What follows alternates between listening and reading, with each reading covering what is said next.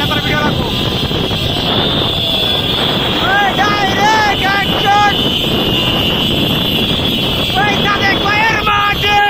ফুলপুর পৌর বিএনপির যুগ্ম আহ্বায়ক একেএম সাদেকুল হকের নেতৃত্বে বিশাল মোটরসাইকেল শোভাযাত্রা। বিস্তারিত থাকছে ময়মনসিংহের ফুলপুর থেকে ফয়জুর রহমানের প্রতিবেদনে। ময়মনসিংহের ফুলপুরে আওয়ামী সন্ত্রাসীদের অপতৎপরতার বিরুদ্ধে ফুলপুর পৌর বিএনপির যুগ্ম আহ্বায়ক একেএম সাদেকুল হকের নেতৃত্বে এক বিশাল মোটরসাইকেল শোভাযাত্রা অনুষ্ঠিত হয়েছে।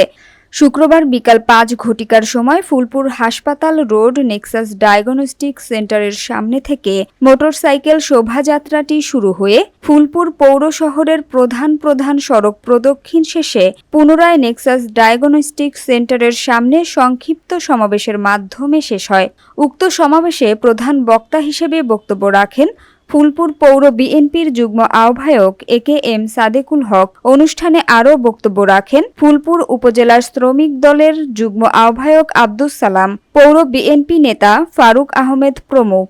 অনুষ্ঠানে বক্তাগণ বলেন, বিগত ১৭ বছর আমরা আওয়ামী লীগের অত্যাচারে বাড়িঘরে থাকতে পারি নাই। এখনও তারা আমাদের বিরুদ্ধে বিভিন্ন রকম ষড়যন্ত্র করে যাচ্ছে।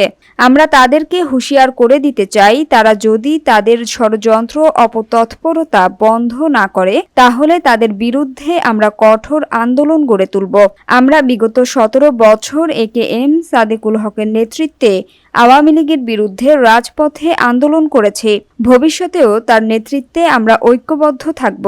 বক্তাগণ আরও বলেন, আওয়ামী লীগের প্রশ্নে আমরা আপোষহীন। আওয়ামী লীগ গত ১৭ বছর আমাদের নেতাকর্মীদের বিভিন্নভাবে হয়রানি করেছে, মিথ্যা মামলা দিয়েছে, জায়গা জমি দখল করে নিয়েছে, ব্যবসা প্রতিষ্ঠানে চাঁদাবাজি করেছে।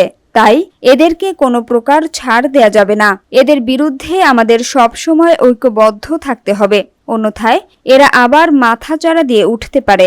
অনুষ্ঠানে পৌর বিএনপির বিভিন্ন পর্যায়ের নেতৃবৃন্দ এবং সর্বস্তরের জনগণ স্বতঃস্ফূর্ত অংশগ্রহণ করেন।